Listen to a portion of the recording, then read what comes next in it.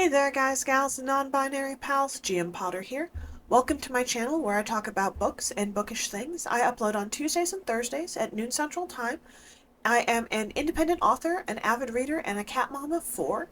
And today I want to talk about a book from an author that I love. His YA books. I read his debut adult novel. I want to talk about one of his YA books, and that is Compound Fracture by Andrew Joseph White. Let's get into it.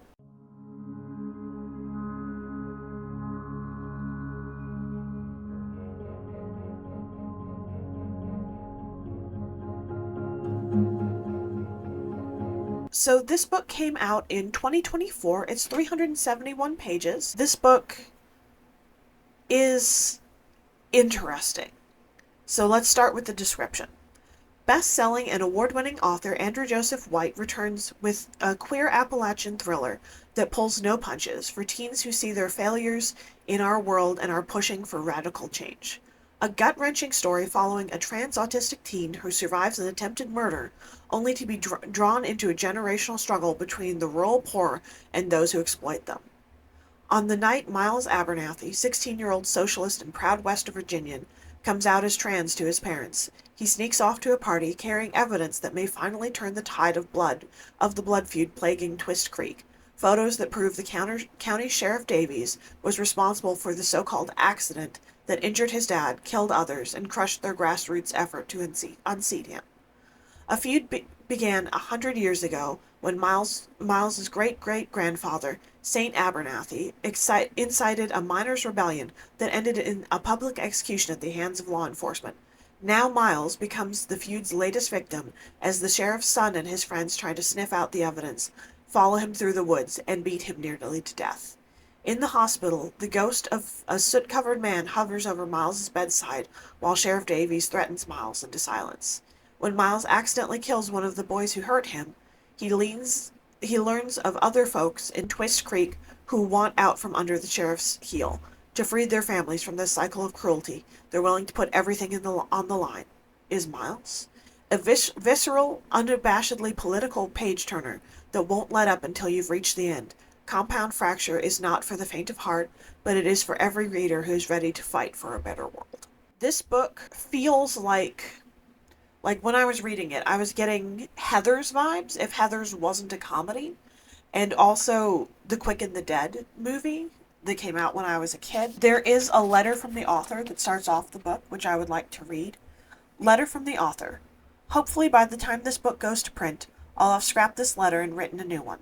I mean it. I'm desperate to write a different intro to this thing. If I do write a new one, I'll write about how much I love West Virginia. I'll write about family reunions in the mountains and steep switchback roads and venison in the freezer and my half-remembered Appalachian drawl and on and on and. Instead, I have to write about how tough it is to be trans in America right now.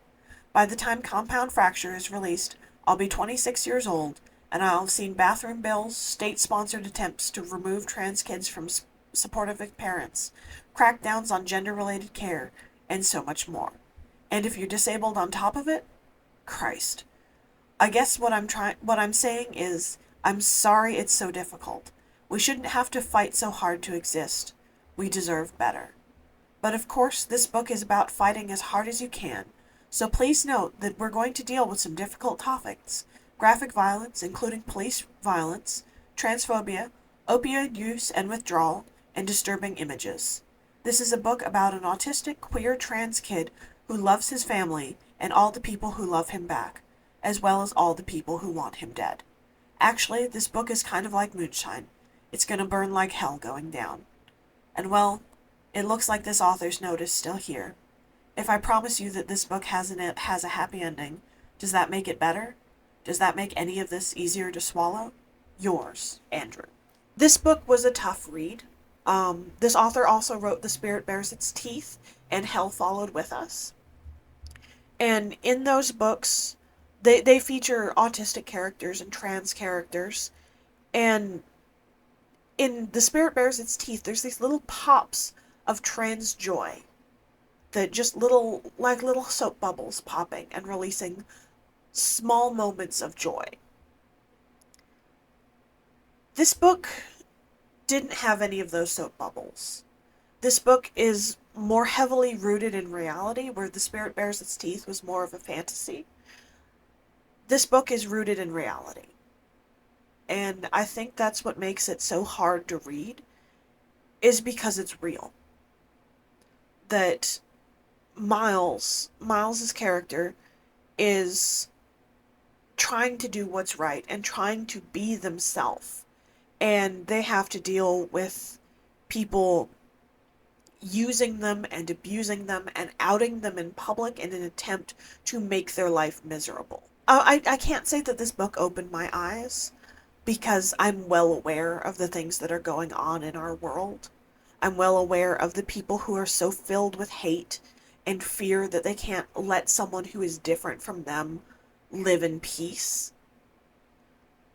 And before anybody gets on about children transitioning and blah blah blah, this book doesn't feature a medical transition, only a social one, which currently is what happens with trans kids. They socially transition. They may be put on puberty blockers, but that doesn't inherently change anything. It just pauses changes that could be traumatic or could confuse things. Puberty blockers are prescribed for cis kids, for non-trans children, all the time, because they're going through puberty too early, and it can be traumatic, and it can cause problems with their peers and their classmates. And it's never a problem when cis kids are put on these medications, so why is it a problem when trans kids are? And it explores that double standard, and it explores the opioid crisis and how hard it's hit rural and poor communities. And as someone who was overprescribed opioid medications when I was younger, because I have severe levels of chronic pain, and this was the 2000s, so they were just overprescribing medications like Vicodin like candy. I was 15, 16 when I got my first script for it, and I had 4 different doctors prescribing large doses, all aware that the other 3 doctors were prescribing them as well. So while I am not addicted to painkillers, I do still have a mental block when it comes to painkillers. Like, I don't take anything stronger than over-the-counter Tylenol if I can help it.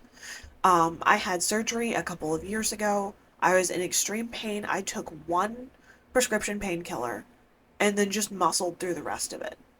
Like, because I was so afraid of getting back on that wheel.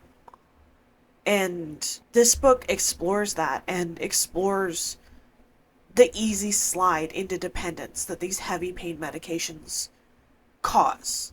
And I'm not saying that heavy pain medications can't be prescribed responsibly, and they can't be, and that they shouldn't be prescribed at all, but the way that they harm people is something worth looking at. And the way that people treat people who are different, not even necessarily people who are trans, but people who have different political ideologies and ideas of gender conformity, and just people who want to live their life as their authentic self, being a disruption to the status quo, and the status quo in general. And there's so many things about this book that hit home in a major, major way. And I finished it. I read it to the end. But this book isn't an easy read. If you can get through it, the ending is worth it. I wouldn't say it has a happy ending. It's not a happily ever after. It's a happy for now. And it's a we take care of our own, and not in a bullying way, but in a we actually respect and respond to each other and treat each other with some degree of respect and care. This book also explores themes of power and corruption. And some people aren't ready to read about that and to hear about that and to acknowledge that power corrupts. And I think this would be a good book for people to read. I think this is an important book for people to read. It came out in 2024. I haven't seen it on any banned or challenge lists, but I can't help but wonder if that's coming. With the way people are trying to ban books and challenge and are actively challenging books and trying to remove books from libraries and things. Like there's even a push to remove books from the Library of Congress, which is idiotic because the Library of Congress isn't a lending library, it is an archival library. So banning books from it is to erase books from existence. I try to read a diverse selection of books. Yes, I like romance and horror, but I try to read other things too. And I try to read not just from authors that I agree with, but authors I disagree with, or authors with perspectives different from my own. And I feel like if people gave this book a chance, they would get something out of it. But I also feel like so many people are enclosed in their little shell that they don't want to come out of, that they don't want to see something different. Because it's different, because it's new, because it's potentially scary or can upset the way that you're used to thinking. And I know I've rambled on for a bit, but this book is important, and I feel like people should read it. For me, this was 5 of 5 stars. It's currently sitting at a 4.45 on Storygraph. It is dark and it is tense and challenging and sad, and at the same time it's hopeful and it's reflective and it's emotional and it's a little bit inspiring because you can change things. Things don't have to be this way. Things don't have to be miserable. You still have time to change and to become a good person. And you can stand up for what's right, and you can do hard things, and you can move and shape the world into what it could be. So, should you read this? I wholeheartedly say yes.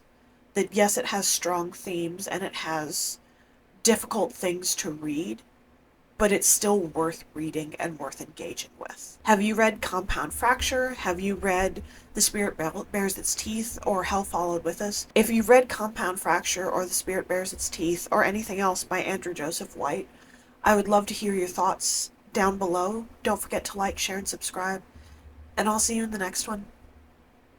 Bye.